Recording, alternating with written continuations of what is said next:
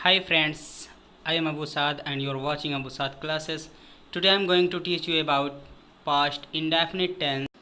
इस टेंस के वाक्यों में काम का करना या होना भूतकाल में पाया जाता है। ऐसे वाक्यों के अंत में आ, या, ई, ये, यो, ता था, ते थे, ती थी आते हैं। देखते हैं सबसे पहले अफर्मेटिव सेंटेंसेस, जिसको एग्जेक्टिव सेंटेंस भी कहा जाता है और पॉजिटिव सेंटेंस भी कहा जाता है। रूल नंबर 1, था, थी, थे के लिए जब वे किसी काम से जुड़े होते हैं तो वाज या वर का प्रयोग नहीं करते। रूल नंबर 2, एक वचन तथा बहुवचन दोनों में ही सब्जेक्ट के साथ वर्ब की सेकंड फॉर्म आती है। रूल नंबर 3, सब्जेक्ट के भिन्न भिन्न नंबर के साथ वर्ब की कोई परिवर्तन नहीं होती। यहाँ पर कोई भी सेंटेंस हो उसमें आप वर्ब की कोई भी चेंजिंग नहीं करेंगे। जैसे सिंपल प्रेजेंट टेंस में अगर सिंगुलर सब्जेक्ट होता है तो यस या ईएस का प्रयोग होता है, लेकिन इसमें वर्ब की सेकंड फॉर्म पॉजिटिव के हर सेंटेंस में यूज़ होगी। आइए फ्रेंड्स देखते हैं इसके कुछ एग्जांपल्स। हमने अपना पाठ याद कर लिया, या हमने अपना पाठ याद किया, या हम अपना पाठ याद करते थे। इस सेंटेंस को कई तरीके से लिखा जा सकता है, लेकिन स्ट्रक्चर्स सेम ही रहेंगे। सबसे पहले सब्जेक्ट, उसके बाद वर्ब की सेकंड फॉर्म, उसके बाद ऑब्जेक्ट। जैसे आप देख रहे हैं इंग्लिश में लिखा we learned our lesson. Second है उसने अपने पिता को एक पत्र लिखा, she wrote a letter to her father. उसके बाद थर्ड सेंटेंस है बढ़ई ने एक कुर्सी बनाई, the carpenter made a chair. यहाँ पर आप देख रहे हैं सारे सेंटेंसेस में वर्ब की सेकंड फॉर्म यूज़ हुई है, और इस सेंटेंस को 2, 3, 4 तरीके से आप बोल सकते हैं। बहुत से बच्चे इसमें कंफ्यूज हो जाते हैं, लेकिन इसमें कंफ्यूज होने की ज़रूरत है। आगे देखते हैं इसके कुछ और एग्जांपल्स। उसने कल मुझे एक कलम दिया, ही गैव मी अ पेन यस्टरडे। और एक चीज़ याद रखिए कि जब भी किसी सेंटेंस में टाइम आए तो टाइम को हमेशा लास्ट में ही यूज़ करते हैं। जैसे यहाँ पर यस्टरडे एक टाइम है, दिन है, तो इसको लास्ट में यूज़ किया गया है। उसके बाद है मैं इस घर में रहता था, I lived in this house. Mohan कल अपने पिता को देखने दिल्ली गया। यहाँ पर भी देखिए एक टाइम है यानी कल, इसको भी हम लास्ट में ही लगाएंगे। Mohan went to Delhi to see his father yesterday. Friends अब देखते हैं निगेटिव सेंटेंसेस। निगेटिव सेंटेंसेस में प्रत्येक कर्ता यानी सब्जेक्ट के बाद डिड नॉट लगाकर वर्ब की फर्स्ट फॉर्म को लगाते हैं। यानी जब भी हम किसी सेंटेंस में डिड का प्रयोग करेंगे तो वहाँ पर वर्ब की हम फर्स्ट फॉर्म ही यूज़ करेंगे। लेकिन याद रखिए कभी अगर निगेटिव सेंटेंस में कभी नहीं शब्द आए यानी नेवर का प्रयोग हो तो नेवर के साथ हम डिड नॉट कभी नहीं लगाएंगे, केवल second form of the verb लगाएंगे।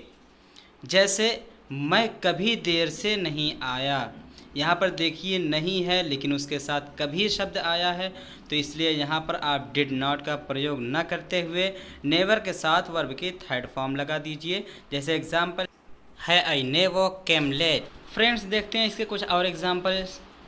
सीता ने मधुर गाना नहीं गाया, या सीता मधुर गाना नहीं गाती थी, या सीता मधुर गाना नहीं गाई।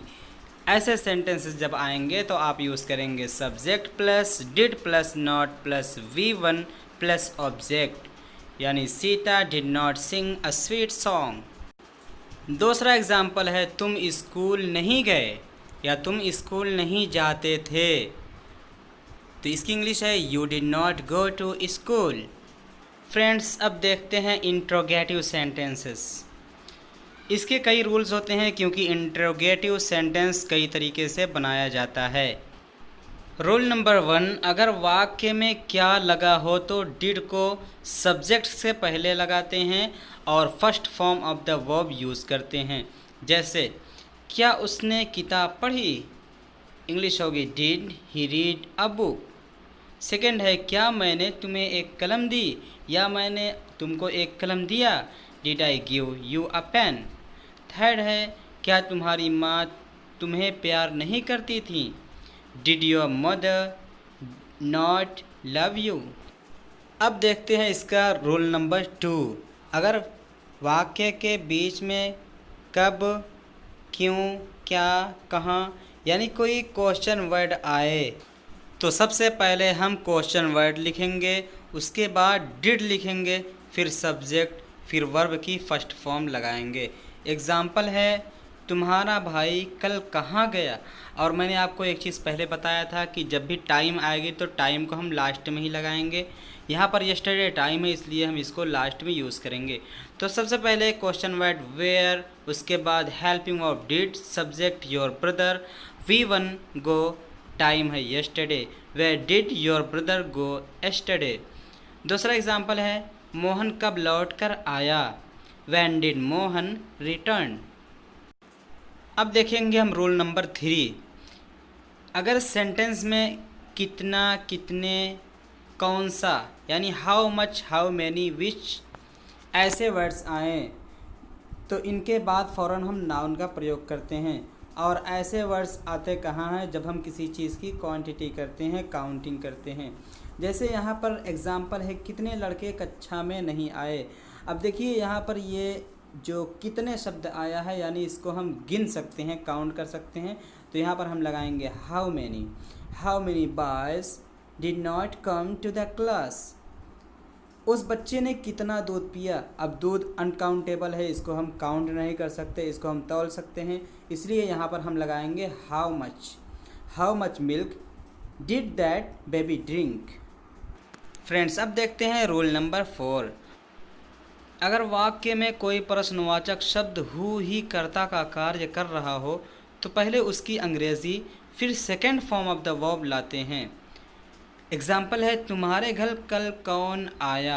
अब यहाँ पर टाइम है, इसको लास्ट में लगाएंगे और हु शब्द आया है उसके साथ हम डिड का प्रयोग नहीं करेंगे, सीधे हम वर्ब की सेकेंड फॉर्म से इस सेंटेंस को कंप्लीट करेंगे। Who came to your house yesterday. अब देखते हैं friends rule number 5। Interrogative negative वाक्य इंट्रोगेटिव सेंटेंस की तरह बनाए जाते हैं, केवल कर्ता के बाद नॉट लगा देते हैं। एग्ज़ाम्पल है क्या तुम्हारी माँ तुम्हें प्यार नहीं करती थी।